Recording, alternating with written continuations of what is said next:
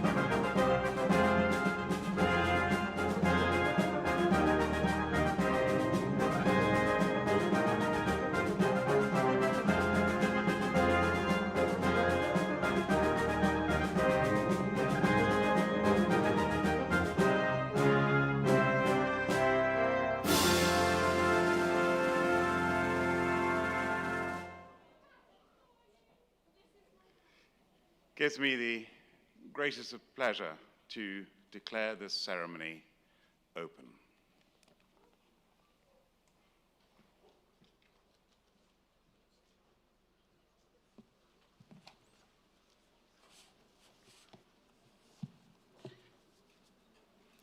So, a very warm welcome to all of you as we meet to celebrate the achievements of our students who are graduating this summer. Congratulations to all of our graduates. This is not a normal degree ceremony, but then these are not normal times.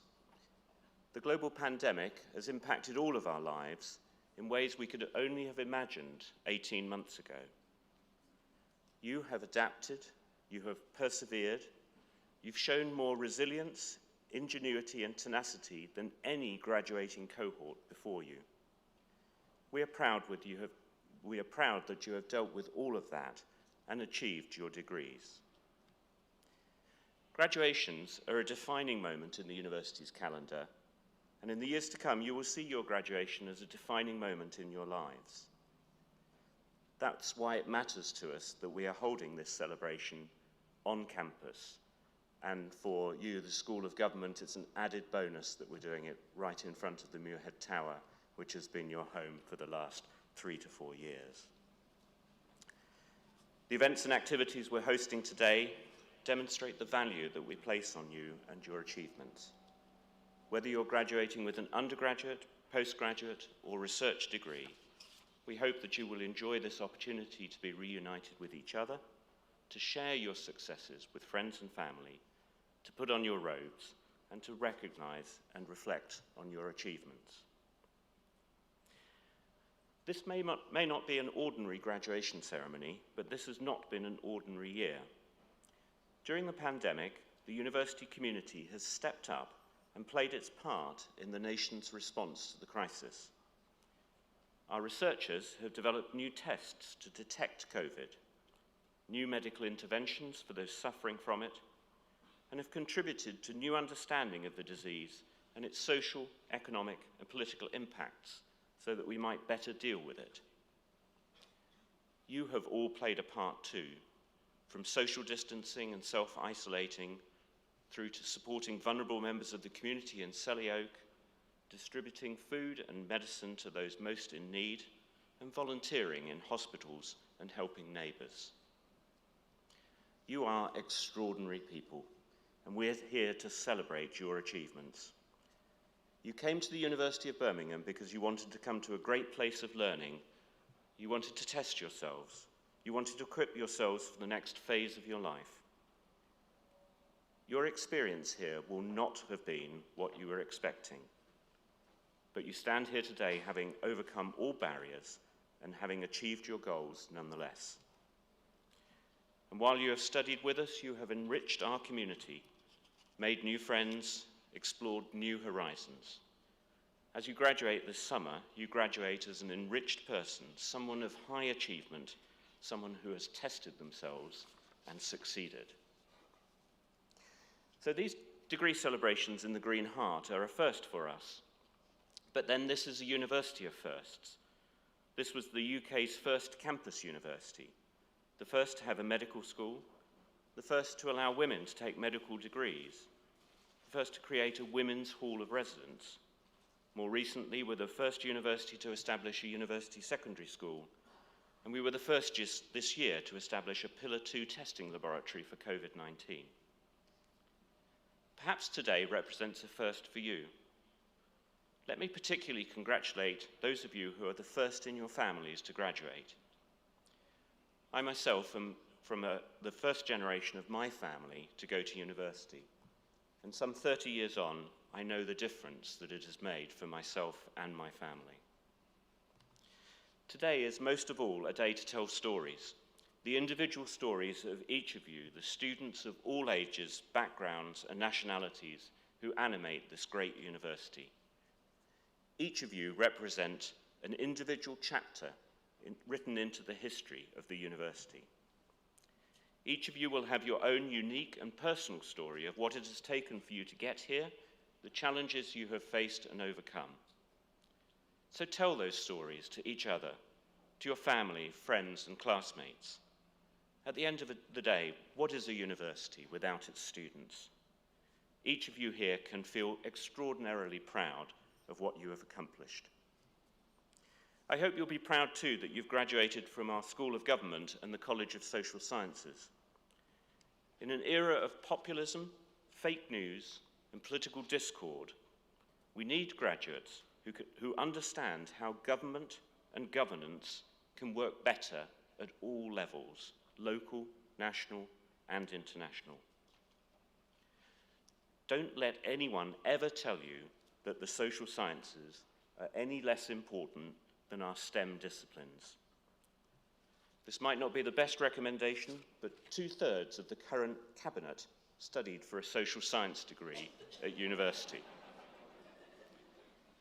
The skills and knowledge you have mastered here are in demand and will remain so. So today marks the end of one kind of relationship you've had with the university and the start of a new one.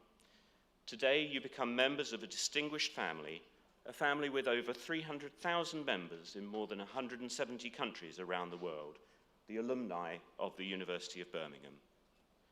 Our alumni engage in an astonishing array of projects and professions, and you will go on to an array of different and exciting things yourselves. We look forward to hearing about your professional achievements and successes in the years to come. Do please stay in touch and tell us what you are doing.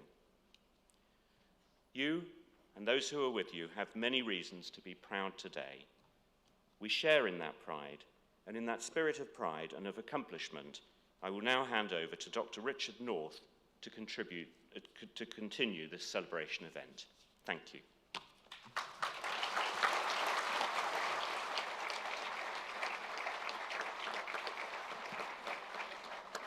Thank you. I don't think I was alone in thinking that we wouldn't have a graduation on campus this year, so it is truly wonderful to be able to welcome you all here and to celebrate your successes.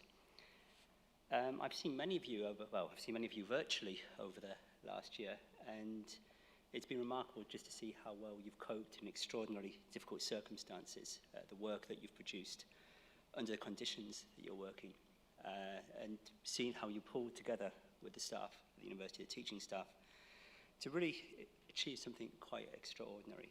So it's wonderful to see you all here today and to offer our congratulations to you. Whilst all of you rightly celebrate your successes, I also have the additional honour of awarding the prizes to a number of our students this year. And so, without further ado, I will read those out now. And we have 9 prizes in total to give. First is the John Redmond Prize for highest overall marks in the first year of study, which goes to Susanna Main.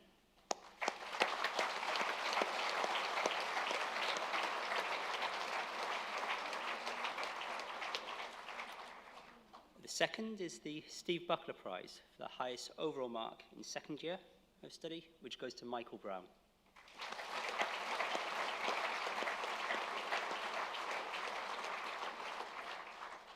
The third prize is the Len Tivy Prize, which is for the highest scoring dissertation in politics and international relations. And if you're in any doubt, that is a hugely substantial piece of work, so the winners are very deserving indeed. And we have 3 this year who tied for that.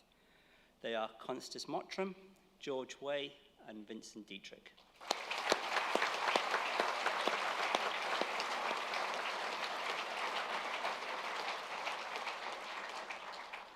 Next is the Paul Hunt Dissertation Prize. This is for the best dissertation, or the highest scoring dissertation, in economics and politics on the politics side, and that's awarded to Emily Eagles.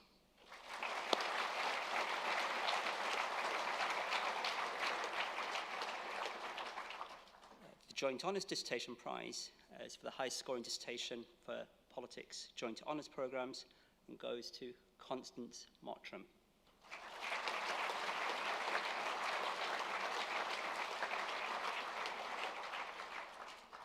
The International Relations Prize goes to the highest scoring dissertation in international relations, and that's been awarded to Helena Davies.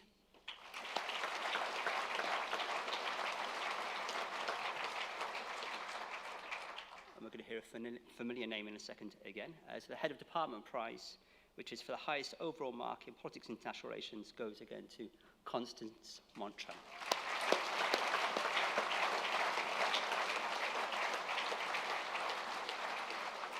And finally, the Hannah Bladden Prize, which is awarded in memory of Hannah Bladden, is again awarded to the very remarkable Constance Montran.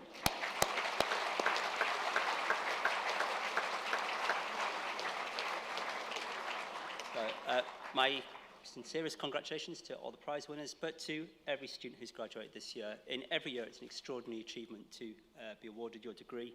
In this year of all years, I think you have an enormous amount more to be proud of. So congratulations. I hope you all enjoy the rest of the day. Thank you.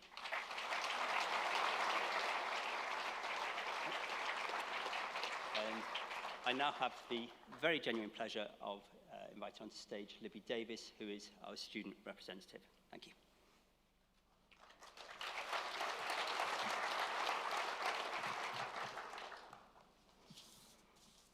I'd like to start by saying congratulations to my fellow students.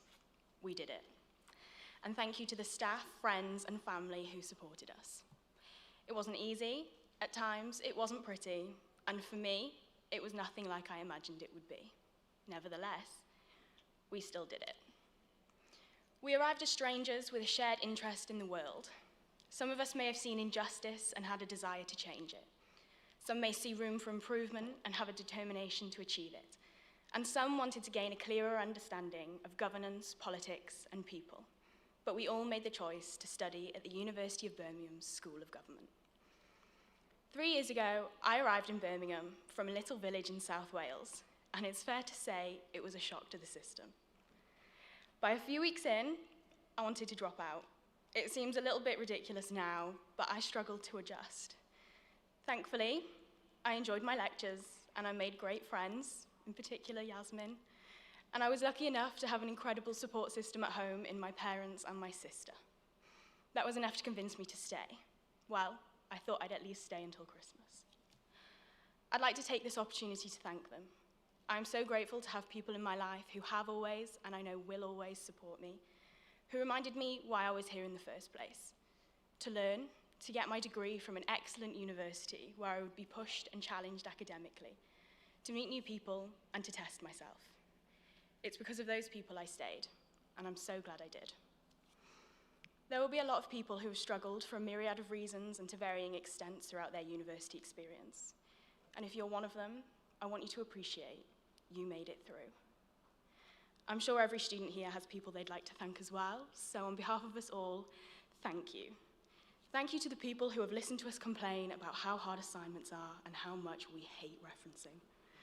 To the people who have made walking to 9 a.m. lectures in the pouring rain a little bit less painful. To those who have been by our sides throughout university and will stay by our sides as we leave. But there will also be loved ones who aren't here to celebrate today, whether they just simply couldn't make it or are sadly no longer with us. I'm sure they would love to be here and are so proud of you. I'd like to take a moment to think of them. Whilst I'm very proud to say that I'm a first-class graduate in political science and international relations from the University of Birmingham, I'm also really proud of myself for just staying when it would have been easier to go home. I'm proud of my friends for working so incredibly hard, even if they felt like it wasn't enough. I'm proud of every student here for getting our degrees, even though a deadly virus hit and we were forced to stay inside, away from friends and family, and at times without face-to-face teaching. Because that shows resilience. That shows the ability to adapt to a changing situation. It shows self-discipline, determination, and the tenacity to succeed. That is what assures me that when we leave this campus today, we will live amazing lives and achieve incredible things. So don't get me wrong, I can and I will discuss Marxism, populism, and feminism with the best of them, thanks to 3 years at the School of Government. But not everything we learned was inside a lecture theatre. I've learned what I believe in and what I don't. And I've learned to discuss and be open-minded to views different from mine. I know I'm not always right. I've learned where my comfort zone is, and that sometimes leaving it can be a good thing, although I do quite like going home. I've learned that Birmingham is a vibrant city with, and I might be biased, the most beautiful university campus. I think I might even miss Muir Head Tower. I know I'm a better person as a result of being here. I've learned that we can find ourselves in a situation where we know nobody and everything is unfamiliar, and we can make friends and memories that we'll have forever whilst earning a degree. I know we can do anything we put our minds to, and we can face any situation thrown at us. My mum used to tell me when I was growing up that my education is for me. Nobody can do the work for you, but once you've put that hard work in, nobody can take the knowledge and the qualifications away from you. So as we leave old Joe behind, reflect on the hard work you've put in. Be proud of the assignments you've submitted and everything that you have achieved, because you did it. And that degree is finally yours to do whatever with you choose next. But remember that opportunities are never wasted. If you don't take them, someone else will. I want to wish you the very best of luck and tell you to back yourselves. Take those opportunities when they're offered, even if they're out of your comfort zone. Because we are UOB School of Government COVID graduates. There's nothing we can't overcome.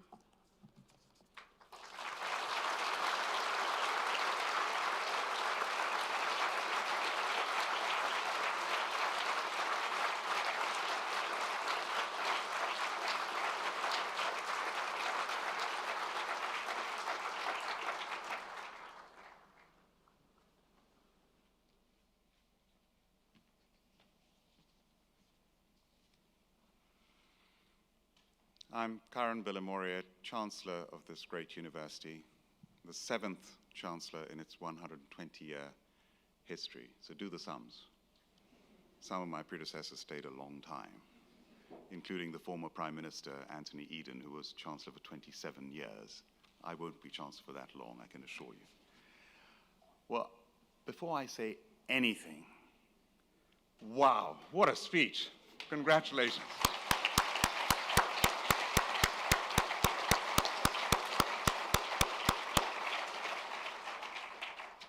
You know, this is taking place here. We're meant to be in the Great Hall. But look at this. So many of you, the vast majority of the graduates are here. Your families are here. And the whole campus is yours. So make the most of this day. It's a day that every one of you will remember. Every graduate. I'm sorry, normally I would shake your hands and your names would be announced, every one of your names, not just the prize winners. But as Professor Black said at the beginning, as Libby said, as Dr. North said, this has been an extraordinary time.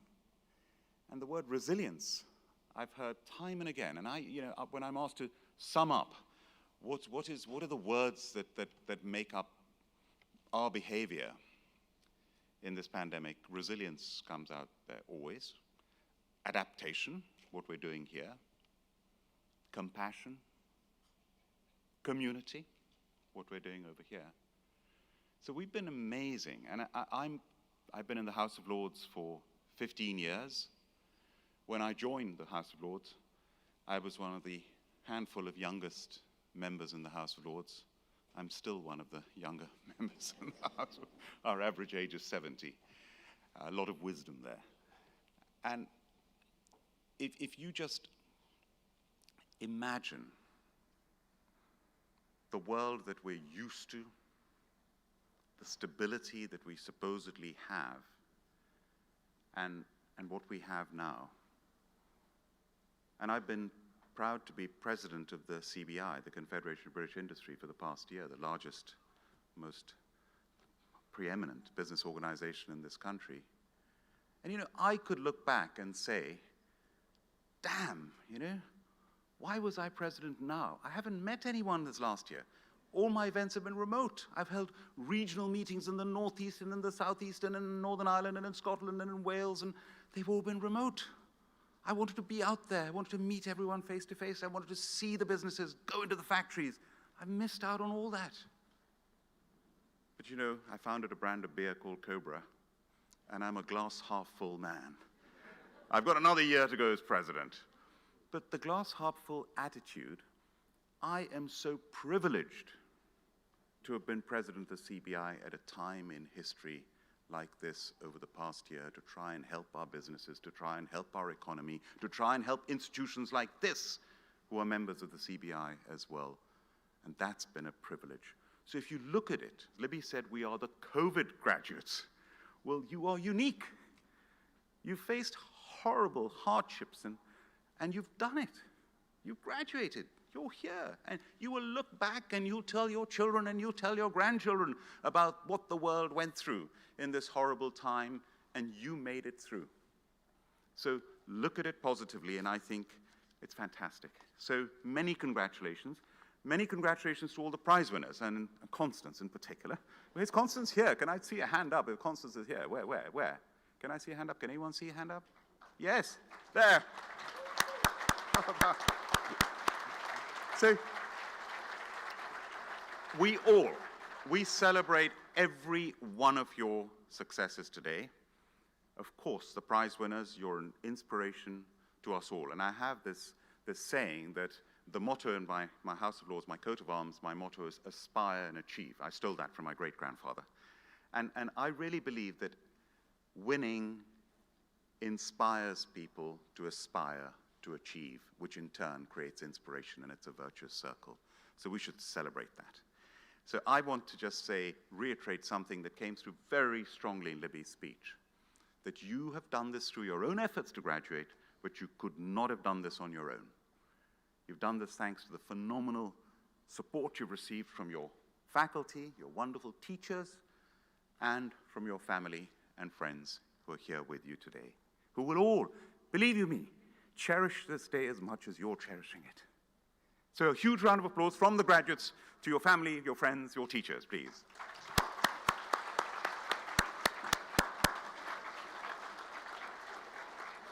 And never, by the way, never underestimate the power of good teaching, which you've been privileged to get here. Because remember, you're graduating from the University of Birmingham. Obviously, I'm biased. We're all biased. But facts are facts. We are a Russell Group university. We are constantly ranked as one of the top universities in this country. We are constantly ranked top 100 in the world. We have, as Libby said, one of the most beautiful campuses of any university anywhere in the world. So we are privileged. You're graduating from a British university. British universities, along with American universities, are the best in the world by miles. And one of my roles, I head the international students in the UK. I'm president of UKISA, that looks after all 550,000 international students. How many international students here? Can you raise a few hands? Any international students here? Yes? Can I see some hands up? I see a few going up here and there. It varies from ceremony to ceremony. In some ceremonies, half the hands up are international students. I mean, thank you for what you bring to our country. Not just the money, £26 billion, but thank you for enriching the experience of our students in our university and for being living bridges with your countries forever between the United Kingdom and your countries. And more world leaders at any one time have graduated from British universities and American universities and any other countries by miles. So I think a round of applause to our international students.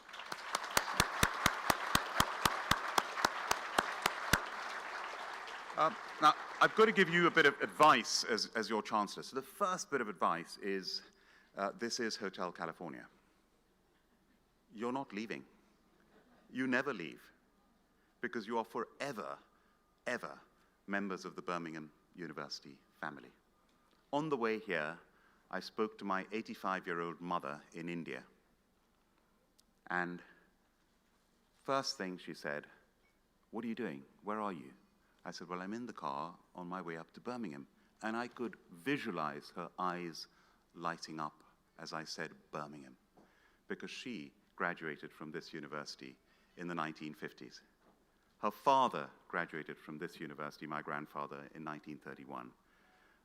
Her brother, my uncle, did his PhD in engineering in the 1960s. And here I am, third generation, as Chancellor of this university. So the generation-long links that are built, people who've never been to university before, who are now at university, who are looking ahead, will have family who will be here is, I think, remarkable and very, very powerful, and never take that for granted. The teachers, if I may tell you a quick story, I was showing around the former President of India, Dr. Abdul Kalam, when he was about to get the famous King Charles Prize of the Royal Society. As a scientist, it's the ultimate to get FRS after your name. And my friend Lord Rees said, "Can you help me? You know the president. We're going to open Isaac Newton's papers." And we had all these amazing, beautiful exhibits. And while we were walking around, I said, "Mr. President, where did this all start for you?" And the whole entourage stopped. And he said, "Karan, it started for me as an 11-year-old boy at school in South India. I came from a very poor family. And I was in the classroom, and my teacher drew the picture of a bird and explained the concept of flight. And I was mesmerized. I wanted to know more about flight. I wanted to know more about science. I wanted to know more about physics." He went on to study science. He went on to head the Indian space program. He went on to become the chief scientific advisor of the government of India. And he went on to become the most popular president of India ever. And it started with one teacher. So remember your teachers. Thank your teachers always. Appreciate them always. Now, the School of Government, I could talk to you for hours, by the way, about government and politics and policy, but you know all that anyway. All I can tell you is it's great fun to be in the thick of it. Government doesn't always get it right. It's hugely challenging, but what an interesting topic to study. And I always say the best way to predict the future is look to the past. And you've got the phenomenal advantage of everything that you've learned over here. So keep staying in touch. If you were graduating from an American university, which I'm an alumnus of an American university, the day after I became an alumnus, I received an email asking me for money. We're not so blunt here, but do donate. Please, later on, when you're hugely successful. By the way, every one of you is going to be a leader. And the test of leadership, my father was a big general. He commanded 350,000 troops. He was commander-in-chief of the Central Army in India. And he always believed that leadership, the true test, is in times of adversity, not in the good times. And you've had that adversity. You're going to be leaders. You're going to be strong leaders going forward. So just remember that resilience that you're going to have when you're successful. Put back in time, put back in money, the Birmingham in Action program. Take part in that. Mentoring, giving your time, giving your money going forward. And finally, Libby said something right at the end of her speech. She wished you all good luck. Well, the best definition of luck that I've ever heard was in the business school classroom in America. Luck is when determination meets opportunity. If you're determined, you will see the opportunity. If you're not determined, those waves will go past you all your life and you will never catch one of those waves. But if you're determined, you will catch one of those waves. So I wish you good luck. And finally, linking to the never leave, if you think that this is the end of your education, forget it. The learning never stops. You will continue to learn through your lives. Keep learning, keep being curious, keep wanting to know more, keep being thirsty and hungry to learn. Most importantly, you've come out of here, Libby encapsulated it totally, out of university, having learned phenomenal amounts about government and international relations and policy, but most importantly, you've come out as better human beings. That is the objective of what we do here, is to make you better human beings. So my favorite saying of Mahatma Gandhi, one of my favorite sayings, which my younger son taught me, live as if you're going to die tomorrow. Learn as if you're going to live forever. Good luck and congratulations. Thank you very much. Thank you.